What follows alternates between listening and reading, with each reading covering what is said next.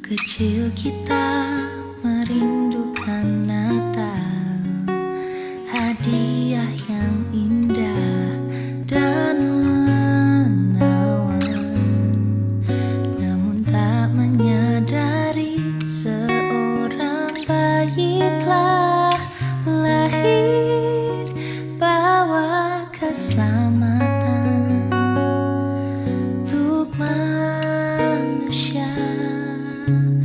Karena kita dia menderita, karena kita dia disalibkan, agar dunia yang hilang diselamatkan dari hukuman kekal.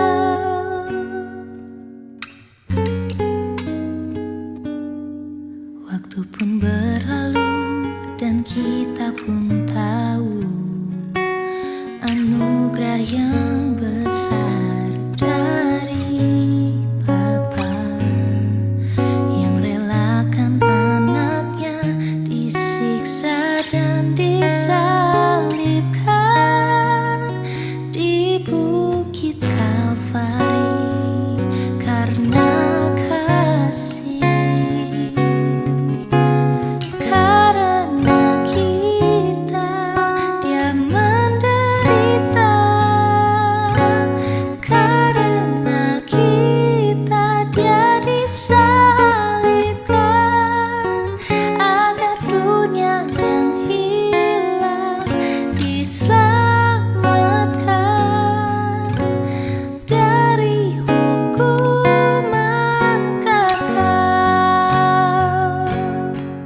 Telah ku dapati jalan kehidupan,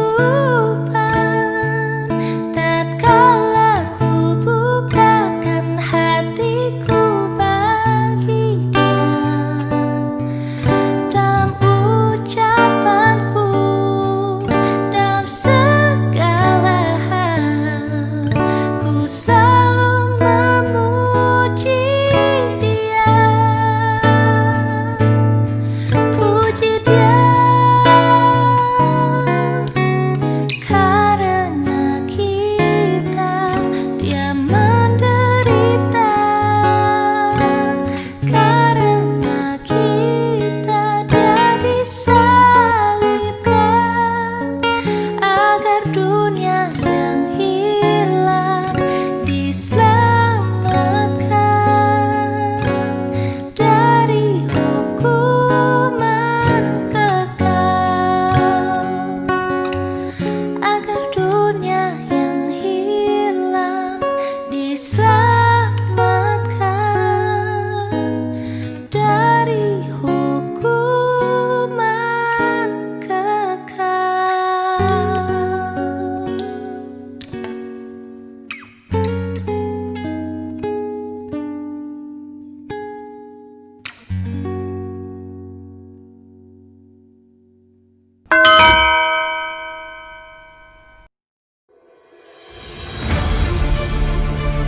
Repent, for the kingdom of God is at hand. Jesus Christ hails you. Bishop John the Seer. Jesus was resurrected from the dead.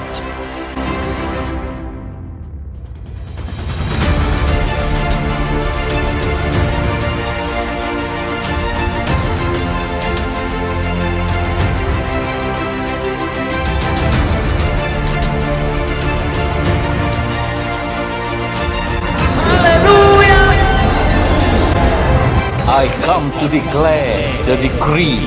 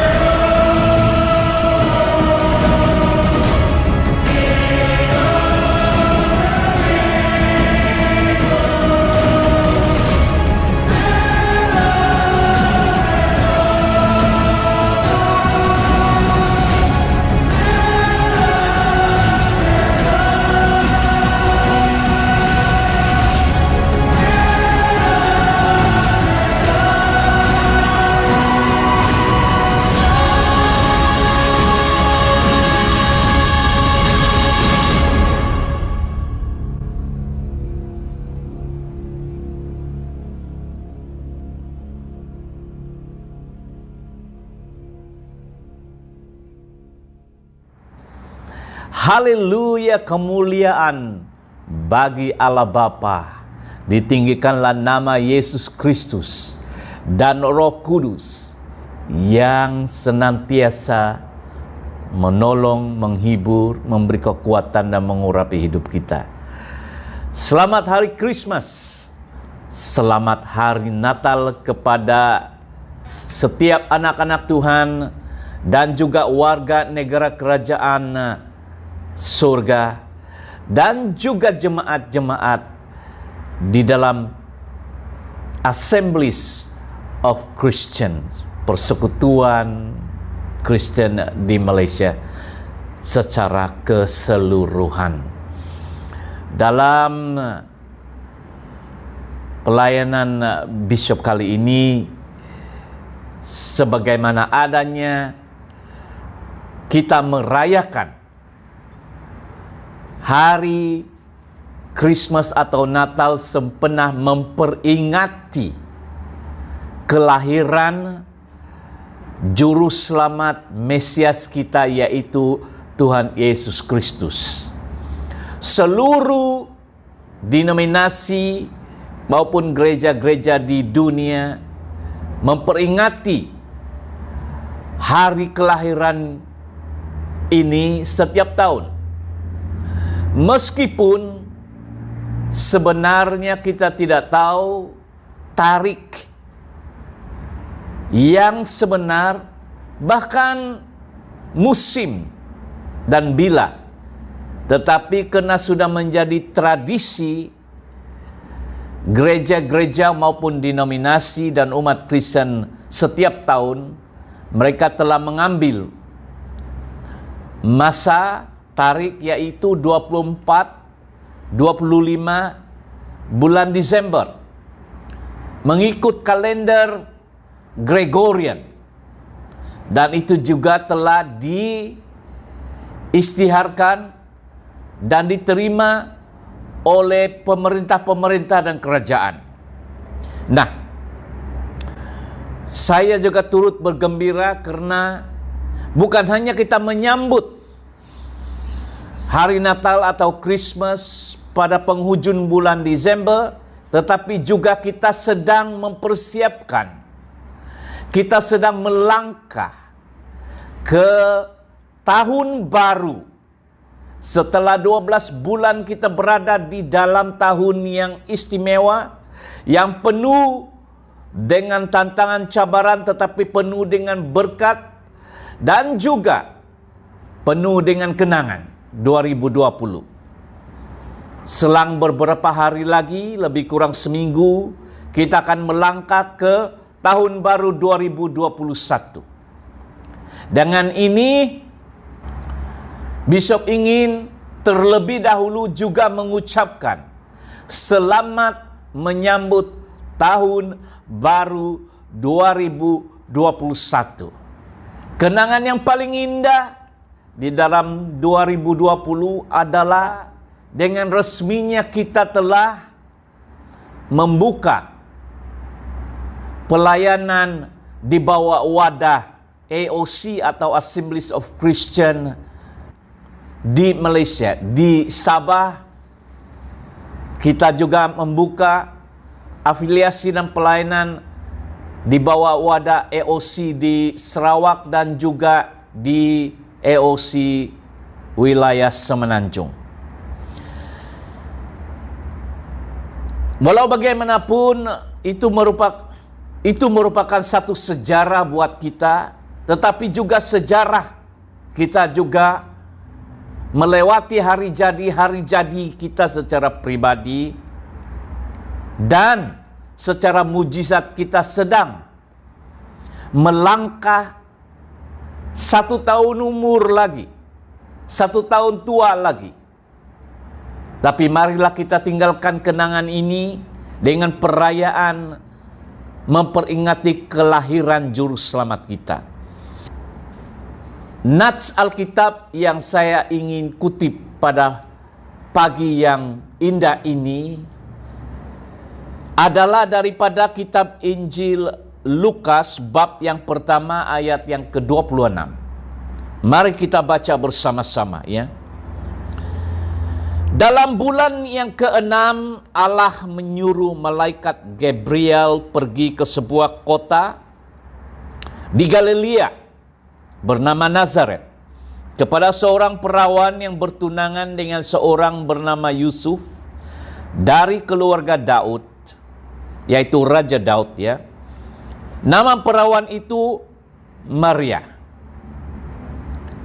Dari ayat 27 kita melihat di sini bahwa Yusuf yang bakal menjadi bapa dan juga suami kepada perawan Maria adalah keturunan daripada bangsawan, keturunan diraja, yaitu Daud. Kita tahu Daud atau David adalah raja yang kedua yang telah dilantik, yang telah dipilih oleh Tuhan menjadi raja bangsa Israel. Dengan kata lain, sesiapa yang lahir di dalam keturunan atau di dalam silsilah Yusuf ini adalah dari keturunan royalty atau bangsawan. Dan kita tahu Yesus bakal lahir dan secara silsilahnya termasuk sebagai royalty, bangsawan, keturunan diraja. Ayat 28, ketika malaikat itu masuk ke rumah Maria, ia berkata, "Salam, hai engkau yang dikaruniai, Tuhan menyertai engkau." Maria terkejut mendengar perkataan itu, lalu bertanya di dalam hatinya, apakah arti salam ini atau shalom? Salam atau shalom adalah peace, ya, damai sejahtera. Ini adalah malaikat, dan ini adalah malaikat yang bernama malaikat Gabriel, yang sebelumnya 6 bulan sebelumnya telah datang kepada Zakaria untuk menyampaikan berita kelahiran seorang nabi yang dinamakan Nabi Yohanes, yang kita panggil dan Alkitab panggil Yohanes Pembaptis. Ayat 30, kata malaikat itu kepadanya, "Jangan takut hai Maria, sebab engkau beroleh kasih karunia di hadapan Allah. Sesungguhnya engkau akan mengandung dan akan melahirkan seorang anak laki-laki, dan hendaklah engkau menamai dia Yesus." Malaikat Tuhan itu telah menerima wahyu, malaikat Gabriel itu telah menerima pernyataan daripada Allah Bapa tentang kedatangan, atau dia membawa message prophetik, message nubuatan bahwa bakal lahir seorang anak laki-laki dan ia akan dinamai Yesus. Malaikat Tuhan itu telah menerima wahyu ini dan berkata kepada Maria, yang pada waktu itu adalah seorang perawan, ya.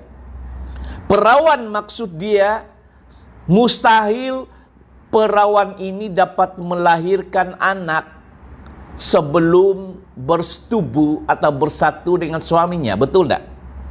Tetapi ini menunjukkan bahwa ini adalah kuasa Allah, pekerjaan Allah, ataupun mujizat Allah, di mana kita akan melihat sebentar. Dan malaikat ini sudah menerangkan kepada dia jantina, yaitu seorang laki-laki. Dan bahkan Maria dan juga suaminya Yusuf diperintahkan menamainya Yesus. Ya. Ayat 32.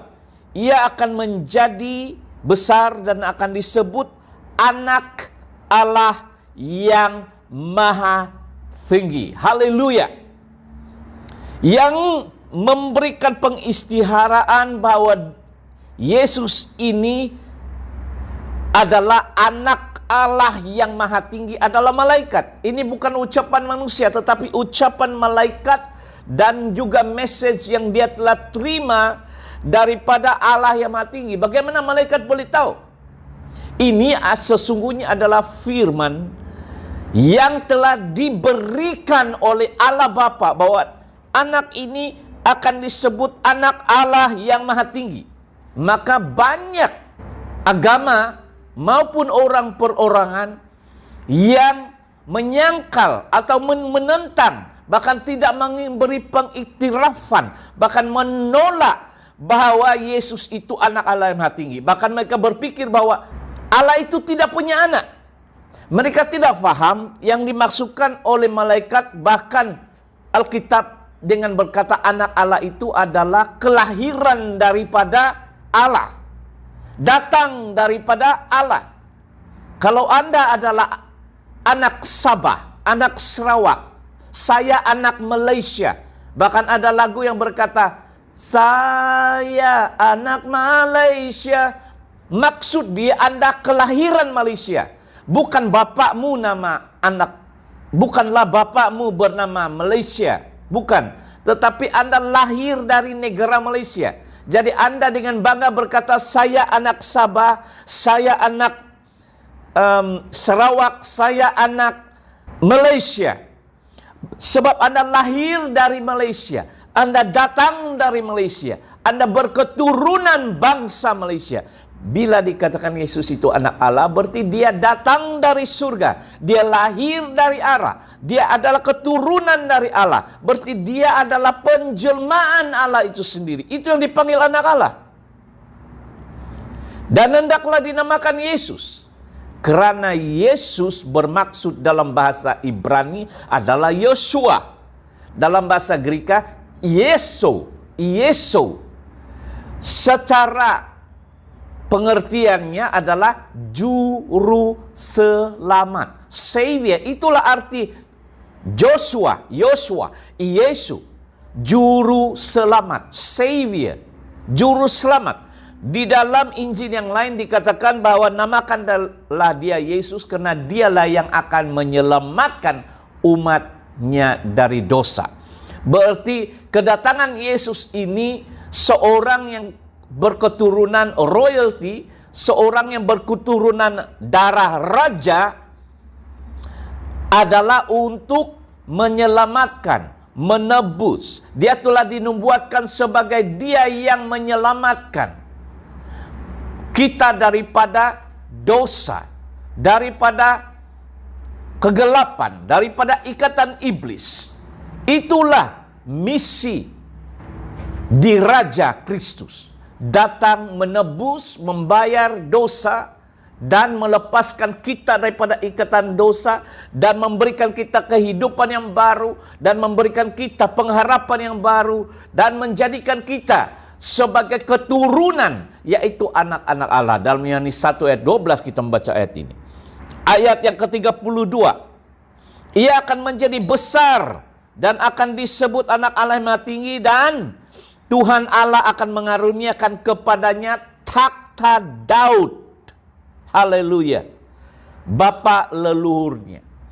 Malaikat juga membawa pesan daripada Allah sendiri bahwa Tuhan Allah Bapa memberikan kepada Yesus ini takhta Daud. Maknanya dia adalah raja.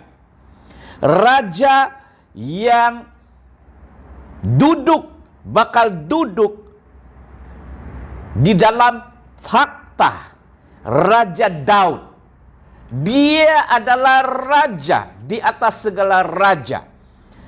Ini adalah pengistiharan daripada Allah yang Maha Tinggi. Pemilihan. Dia telah dipilih, dikhususkan menjadi raja. Berarti ini bukan dilantik oleh rakyat, bukan dilantik oleh manusia, tetapi Allah sendiri. Saya teringat di dalam kitab Mazmur pasal yang kedua, dikatakan, yet have I set my king upon my holy hill of Zion. Aku telah mengangkat, aku telah memilih rajaku sendiri di Bukit Sion. Ini adalah nubuatan perjanjian lama bahwa Mesias ini adalah keturunan raja dan juga menjadi raja yang dilantik. Jadi sesiapa yang berusaha menjatuhkan raja ini tidak akan dapat, karena bukanlah diberikan kepada Kristus, oleh rakyat atau dilantik oleh rakyat, tetapi dia adalah dilantik secara monarki.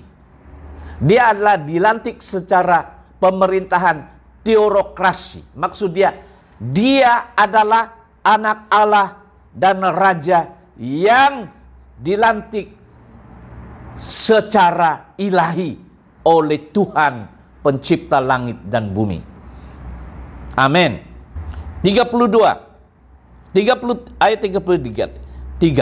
ayat 33. Dan ia akan menjadi raja atas kaum keturunan Yakub sampai selama-lamanya, dan kerajaannya tidak akan berkesudahan. Dia memerintah. Dalam fasa pertama kedatangannya selama 3,5 tahun, dilahirkan secara manusiawi. Dia memperlihatkan kerajaan di dalam kehidupannya, kuasa kerajaan di dalam kehidupannya, pemerintahannya. Cara dia berbicara itu, bila dia berbicara itu terjadi dan terlaksana. Tetapi akan datang masanya, dalam satu lagi kedatangannya yang kedua, di mana dia akan memerintah selama 1.000 tahun, kerajaan 1.000 tahun. Dia sendiri akan memerintah secara jasmania, secara resmi sebagai raja di Israel. Tetapi sudah dinubuatkan, dia akan menjadi raja. Dia adalah keturunan Daud, Yakub selama-lamanya. Kerajaannya tidak berkesudahan. Haleluya. Hari ini kerajaan itu berada dalam kehidupan setiap anak-anak Tuhan. Kita berada dalam kerajaan surgawi. Kerajaan yang tidak kelihatan, tetapi kita tahu di dalam hidup kita, kita berada di dalam kerajaan ini, yaitu kerajaan Yesus Kristus. Haleluya. Kata Maria kepada malaikat itu, bagaimana hal itu mungkin terjadi karena aku belum bersuami? Jawab malaikat itu kepadanya, Roh Kudus akan turun ke atas kamu, dan kuasa Allah yang Maha Tinggi akan menaungi engkau. Sebab itu anak yang akan kau lahirkan itu akan disebut kudus, anak Allah. Bagaimana perawan tidak ada persetubuhan dengan suaminya? Malaikat itu berkata, Roh Kudus. Ini bukanlah, jangan Anda berpikir bahwa Allah itu punya kekuatan fisikal seperti manusia. Tidak. Tetapi cara kelahiran Yesus itu adalah karena yaitu karena Roh Kudus. Roh Kudus menaungi Maria. Kuasa Allah yang Maha Tinggi menaungi Maria. Ini adalah kejadian atau inkubasi daripada oknum Allah yang ketiga, yaitu Roh Kristus, Roh Kudus sendiri, Roh Allah sendiri, Roh Allah Bapa sendiri, Roh yang sama yang telah turun dan hidup tinggal dalam kehidupan kita setelah kita menerima baptisan Roh Kudus. Semenjak Roh Kudus dicurahkan pada hari Pentakosta, Roh Kuduslah itu yang telah melahirkan, bahkan yang telah menginkubasi benih firman itu. Yohanes 1 ayat 1 dikatakan pada mulanya firman. Firman itu bersama-sama dengan Allah, dan firman itu adalah Allah. Yesus telah menjadi manusia. Benih itu adalah hasil mujizat, karena Roh Kudus itulah pelaku mujizat. Roh Kudus melakukan mujizat lewat hidup Yesus, menjadikan air itu menjadi anggur. Apatah lagi anak Allah ini. Benih firman itu bukan benih jantan, bukan benih manusia, ya, atau sperma dikatakan, bukan. Dia adalah benih firman yang telah diucapkan oleh Allah bahwa Anda akan mengandung seorang laki-laki, dan terjadilah benih iman itu di dalam rahim seorang perawan. Kita menghargai Maria sebagai perawan yang telah dipilih. Tetapi jika dia menolak kehendak malaikat dan kehendak Allah itu, Allah boleh memilih perawan lain di Israel. Faham tak? Sebab itu rencana Tuhan, dan Maria menerima. Maria menerima tanggung jawab ini, meskipun dia bakal menghadapi banyak isu seperti mengandung tanpa laki-laki. Orang akan berpikir bahwa ini adalah perempuan yang kotor, begitu nah. Tapi dia sanggup menanggung malu. Dan puji Tuhan, Yusuf juga menerima kedatangan malaikat melalui mimpi untuk pengistiharan kelahiran Yesus ini, sehingga itu telah menutupi kemaluan di kalangan masyarakat bahwa bagaimana perawan boleh mengandung. Dia menjadi suami yang sah, dan akhirnya Yesus itu dilahirkan. Haleluya. Roh Kudus, kuasa Roh Kudus. Kuasa Roh Kudus itu secara rohani telah menginkubasi rahim perawan Maria ini, sehingga terjadilah benih manusia.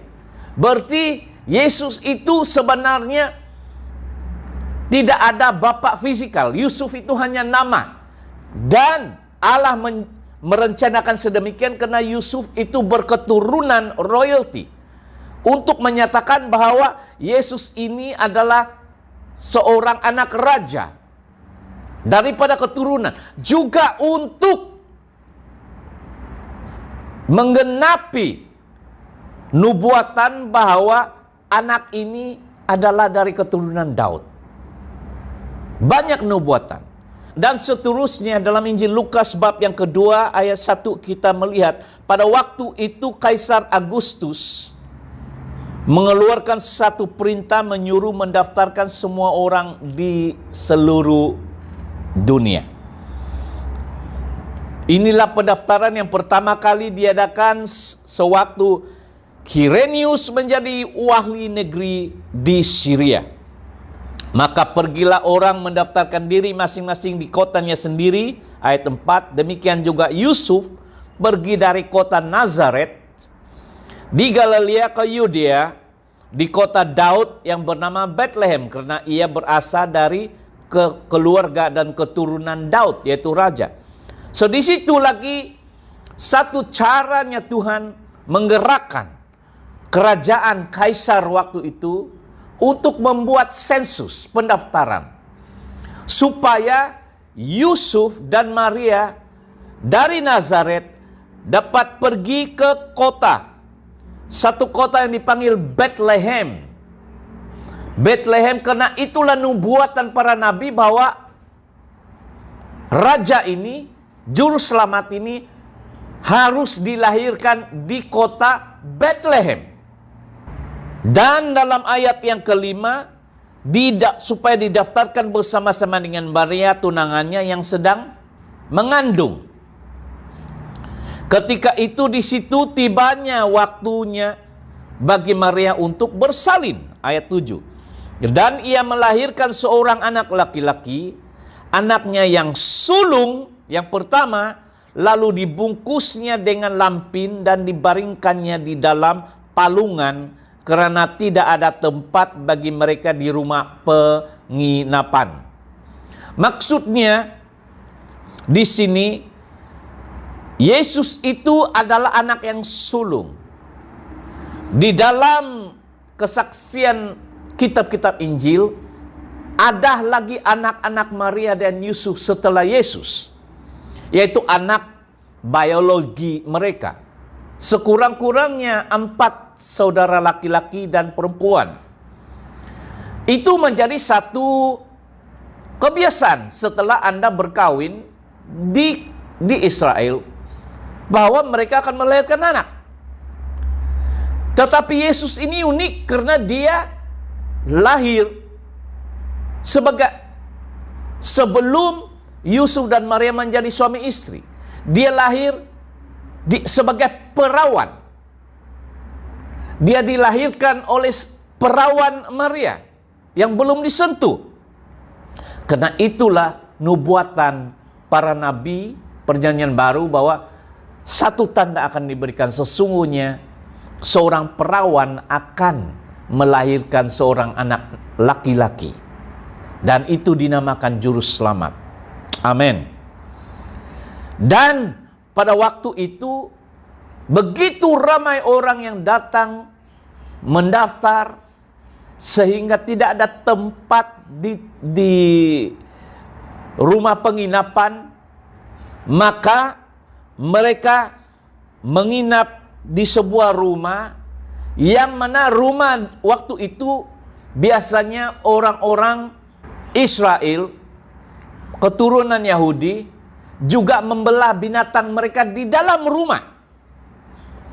Jadi karena tidak ada bilik untuk menginap, mau tidak mau Yusuf dan Maria ini menyewa ataupun menggunakan kawasan tempat binatang-binatang, terutamanya kambing atau domba ini, sebagai tempat mereka untuk menginap. Dan palungan atau tempat makan kambing atau domba ini telah dijadikan tempat untuk membaringkan Yesus yang dilahirkan. Nah, dikatakan di sini di ayat 8, di daerah itu ada gembala-gembala yang tinggal di padang menjaga kawanan ternak mereka pada waktu malam.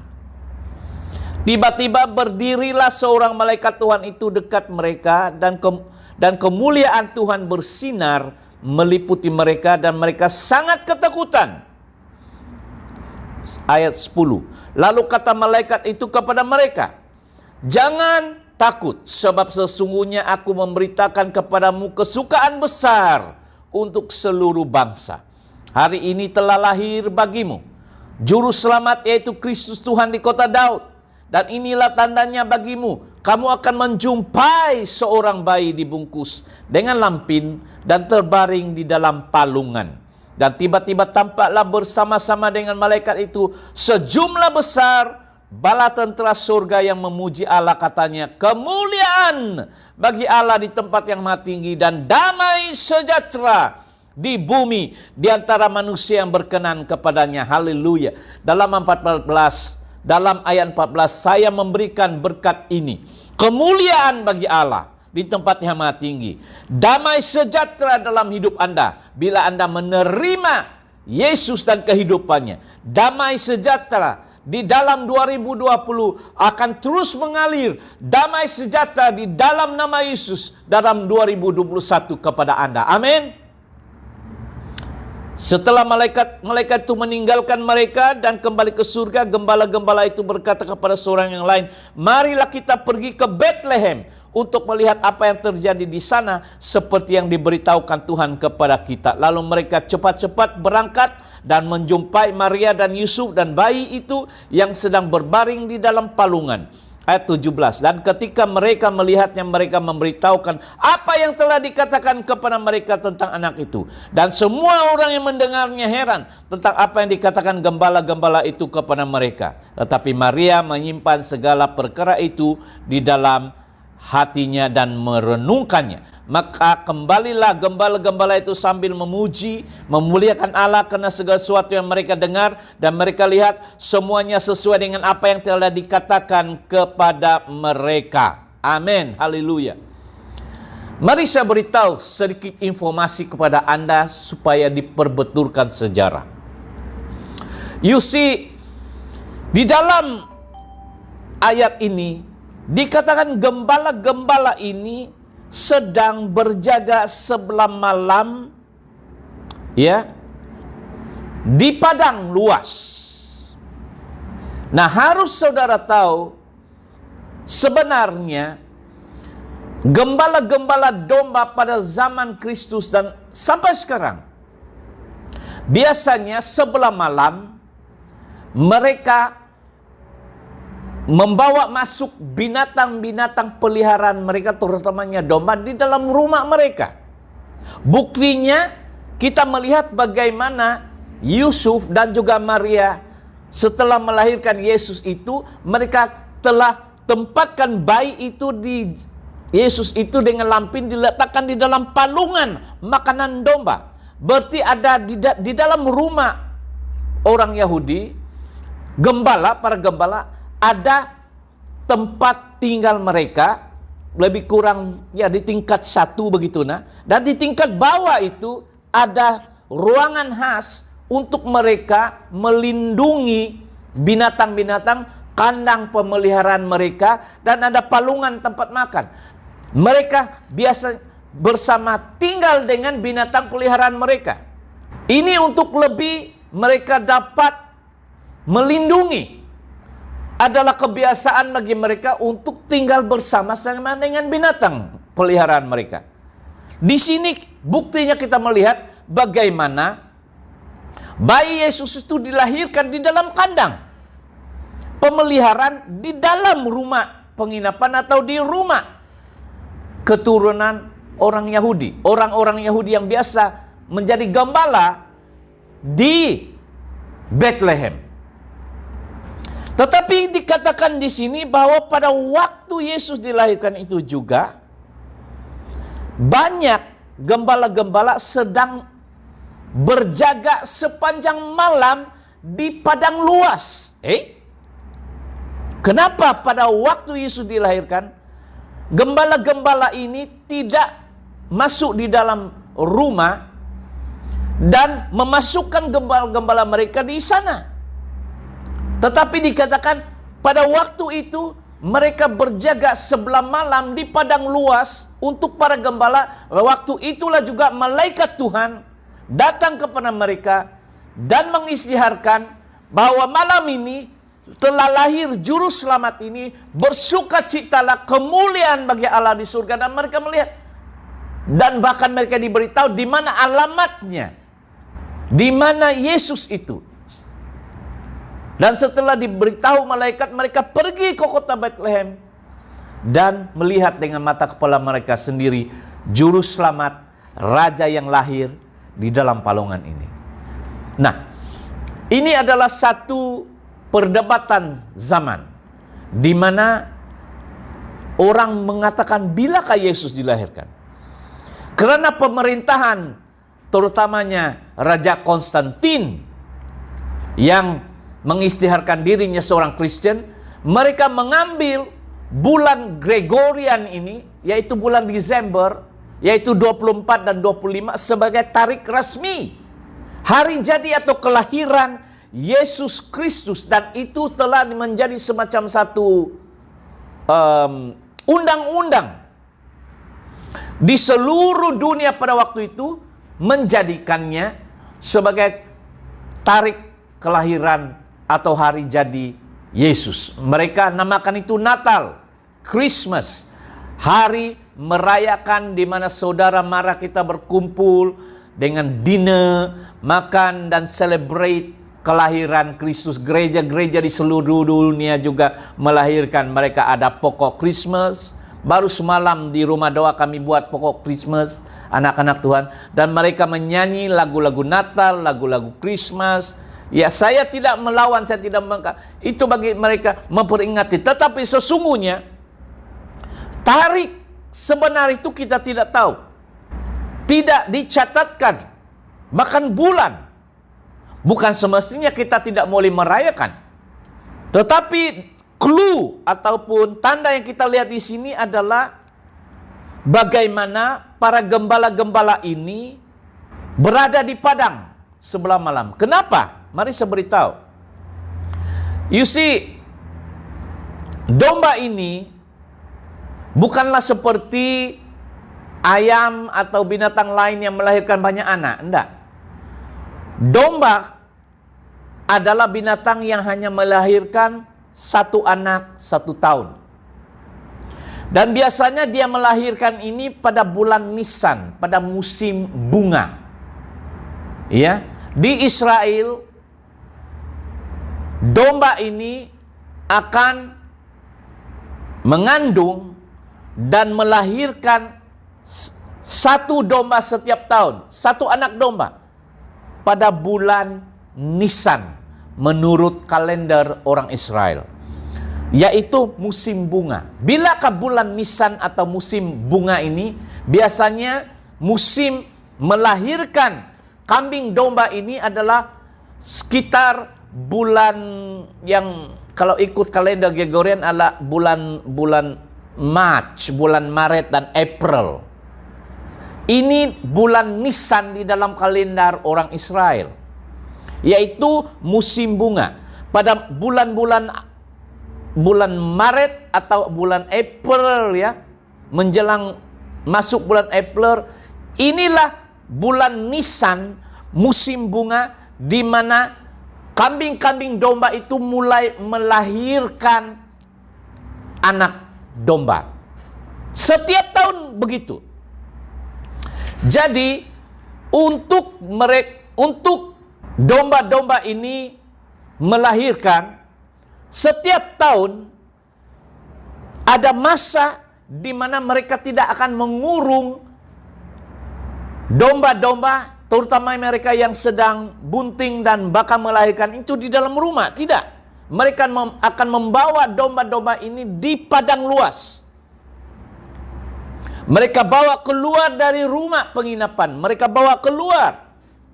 Dan di padang itulah, musim inilah, mereka bukan berjaga di rumah, tetapi mereka akan berada di padang untuk melihat, menjaga domba ini untuk melahirkan.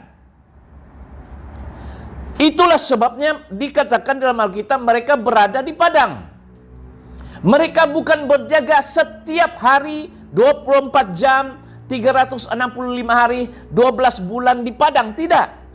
Tetapi kejadian ini berlaku pada pas-pasan bulan Nisan, pas bulan musim bunga, bulan di mana banyak yang akan melahirkan anak domba. Jadi mereka berjaga di situ sepanjang malam, supaya pada saat ada kelahiran kambing itu, mereka segera datang untuk mengumpul. Karena binatang buas seperti serigala akan datang dan memakan anak domba ini. Itulah sebabnya kejadian ini terjadi di mana gembala-gembala itu sedang berjaga pada musim bunga di bulan Nisan, sekitar bulan 3, bulan 4 begitunya, di padang. Dengan kata lain, secara resminya Yesus dilahirkan pada bulan Nisan, sekitar bulan 3 dan bulan 4. Kenapa? Mari kita lihat lagi di dalam Injil Yohanes, ketika Yohanes membaptis melihat Yesus datang untuk dibaptis, dia berkata, "Lihatlah anak domba Allah yang menghapus dosa dunia." Yesus itu dilambangkan sebagai anak domba.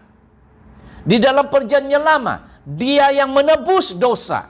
Dia adalah anak domba Allah yang telah disiapkan untuk dikorbankan, untuk menebus dosa manusia dari dosa. Jadi kita tahu, seperti anak domba yang lahir, Yesus juga dilahirkan. Bila? Pada bulan Nisan. Bulan yang bersamaan, bulan 3, bulan 4 kalau ikut bulan Gregorian yang kita ikuti. Pada musim inilah juga dia dilahirkan di dalam palungan. Kenapa? Karena itu palungan adalah makanan domba. Seperti dia dilahirkan di kalangan tempat penginapan domba. Karena Yesus itu dilambangkan sebagai anak domba Allah. Jadi saya berani menyatakan bahwa informasi kita sebenarnya kelahiran Yesus itu, dia dilahirkan dalam bulan Nisan, sekitar bulan 3 dan bulan 4, pas-pasan di mana setiap tahun gembala-gembala itu berada di padang untuk menantikan kelahiran anak domba, dan malaikat itu datang. Itulah tujuan kenapa gembala-gembala ini harus berada di padang. Kalau tidak, pada musim-musim lainnya, bulan-bulan lainnya, mereka senantiasa mengurung kambing domba-domba ini di rumah, dan mereka tinggal di rumah. Tetapi musim bunga ini, musim melahirkan, sangat-sangat penting untuk mereka berjaga, melihat setiap domba yang lahir. Pada waktu itulah Yesus dilahirkan. Tetapi tarikh kita tidak tahu. Tapi kita tahu terus kita bulan 3, bulan 4. Lalu kenapa bulan Desember? Well, bagi saya, karena tarikh tidak disebutkan, bahkan bulan saya katakan tidak begitu tepat, yaitu sekitar antara bulan 3, bulan 4, itu bulan Nisan. Kita tidak apa-apa, karena itu juga diisytiharkan sebagai holiday. Kita tetap memperingati hari kelahiran Yesus. Tapi harus saudara tahu informasi yang setepat-tepatnya. Kenapa gembala berada di padang? Bulan bila, musim bunga waktu itu, springtime.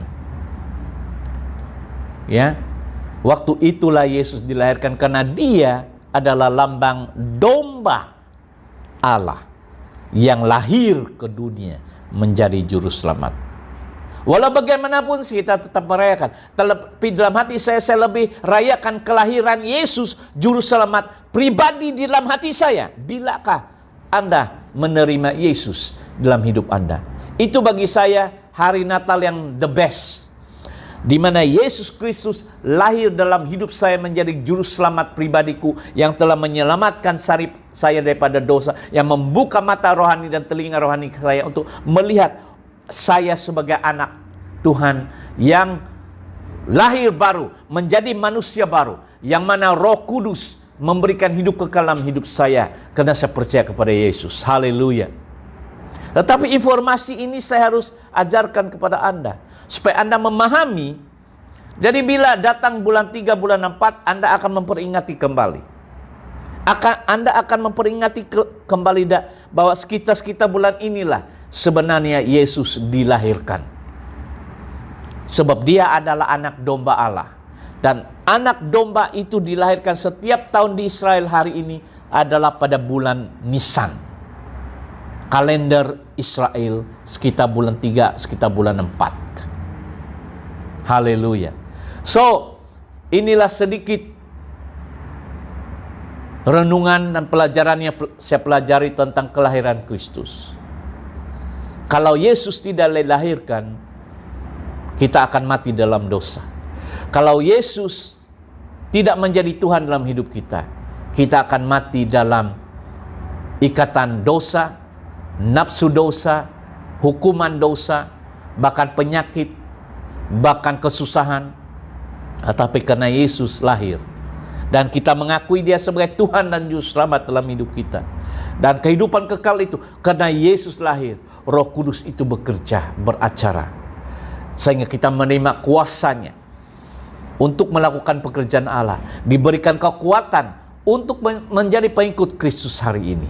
Marilah kita menjadikan 2020 ini sebagai satu peringatan bakal kelahiran Juru Selamat dalam hidup kita, dan mengucap syukur di atas semua berkat-berkatnya lewat kita merayakannya, memberikan ucapan syukur. Saya lebih suka dalam perayaan ini Anda memberikan ucapan syukur, memuji Tuhan, menyembah Tuhan, berterima kasih karena Anda telah menjadi seorang Kristen, telah dibaptis menjadi pengikut Kristus. Haleluya. Bagi pihak keluarga Bishop Josiah dan family, kami mengucapkan selamat hari Natal, hari Christmas kepada semua jemaat EOC dan jemaat Kristen yang merayakan hari perayaan memperingati kedatangan Juru Selamat ini setiap tahun. Amin, haleluya. Tuhan memberkati.